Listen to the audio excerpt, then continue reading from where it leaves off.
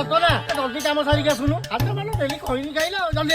ଆରେ ବିକା ହଁ ଦାଦା କଣ ହେଲା? ଆଜି ଟ୍ରାକ୍ଟର ଟା ଟିକେ ପଠେଇ ଦିଅନ୍ତୁ ବିଲଟା ହଳ କରିଥାନ୍ତା। ନାଇଁ ନାଇଁ ଦାଦା ହେଇପାରିବନି। ତାହେଲେ ହବନି ତାହେଲେ କହୁଛୁ ନା।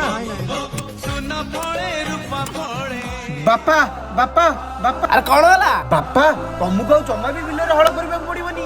ଆରେ ସତରେ? ବାପା ତମେ ଜାଣିଛ ମୁଁ ଗୋଟେ ଜଟଣୀ ଝିଅ ପଠେଇ ଦେଇଛି। ଝିଅ ପଠେଇ ଦେଇଛୁ?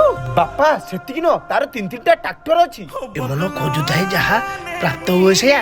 କଣ କହୁଛୁ ତୁ? ବାପା ତମେ ମତେ ଏବେ ହୁକୁମ ଦିଅ 2 ସେକେଣ୍ଡରେ ମୋ ଡାର୍ଲିଂ ସୋନୁକୁ ଫୋନ କରିବି 1 ସେକେଣ୍ଡରେ ରାମ୍ପି ଦେଇକି ପଳେଇବ। ଲଗା ମୋ ଲକ୍ଷ୍ମୀ କି ଫୋନ। ହେଲେ ବାପା ତମେ ସେଠୁ ଉଠି ଯାଅ ନା ତମକୁ ଚଢେଇ ଦବ। ହଁ ମୁଁ ଯାଉଛି। ହ୍ୟାଲୋ ଧନ ଜଲ୍ଦି ଟ୍ରାକ୍ଟର ନେଇକି ଆସ। ବାପା ରାଜି ହେଲେ ଯେତେ ଜଲ୍ଦି ଚାଷ ହବ ସେତେ ଜଲ୍ଦି କୁଟା ହବ। ସେଇଠି ଆମର ଖେଳ। ବାପା ଶୁଣେଇ ରଖ। ଆରେ ଆଇଲା ହେଇଠି ମୋ ଗେଲୁ ଆଇଲା। ଟ୍ରାକ୍ଟର ସାଉଣ୍ଡ ଚେଞ୍ଜ ହେଇଗଲା। ଏଟା ବା ନ୍ୟୁ ଭର୍ସନ ଟ୍ରେଡିଂ ସାଉଣ୍ଡ। ତମେ ଉପରେ ମୁହଁ ଟେକି ଜଟଣୀରୁ ବଟିଛି। ଭିଡିଓ ରେକର୍ଡିଂ ତମେ ହିଁ କର।